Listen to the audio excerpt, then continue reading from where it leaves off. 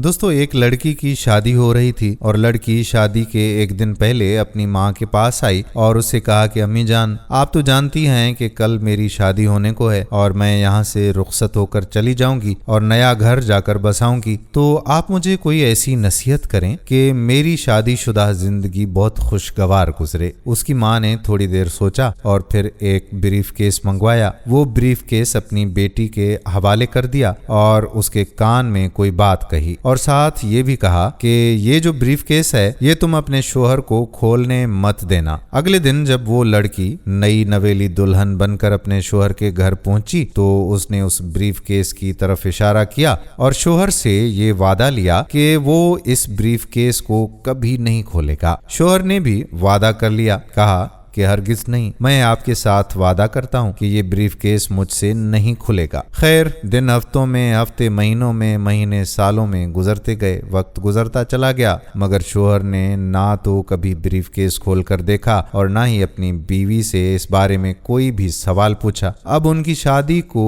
50 साल गुजर चुके थे और बीवी की तबीयत बहुत ही खराब हो चुकी थी और वो बिस्तरे मर्ग पर पड़ी अपनी आखिरी सांसें गिन रही थी। तब उसके खावंद की नजर उसके ब्रीफ केस पर पड़ी। उसने अपनी बीवी से कहा कि अब तो बता दो कि इस ब्रीफ केस की क्या कहानी है। बीवी बोली कि हाँ, अब ये वक्त है कि इस ब्रीफ केस के राज को अफशा किया जाए। अब आप इस ब्रीफ केस को खोल लें। खावंद ने उस बॉक्स को खोला तो उसमें से 2 गुड़ियां और 1 लाख रुपए निकले। खावंद ने हैरान होते हुए बीवी से पूछा कि ये गुड़िया और इतने पैसे तुम्हारे पास कहाँ से आए? बीवी बोली कि हमारी शादी के एक दिन पहले मैंने अपनी माँ से अपनी इस दुआजी जिंदगी को खुशगवार बनाकर रखने के लिए एक नसीहत मांगी थी। तब मेरी माँ ने मुझे कामयाब शादी का राज बताते हुए नसीहत की थी कि गुस्सा पी जाना बहुत ही अच्छा है। मेरी माँ ने मुझे तरीका बताया था कि जब भी मुझे अपने खावंद की किसी बात पर गुस्सा आए तो अपने खावंद पर गुस्सा निकालने की बजाय एक गुड़िया सी लिया करूं। तो मुझे जब भी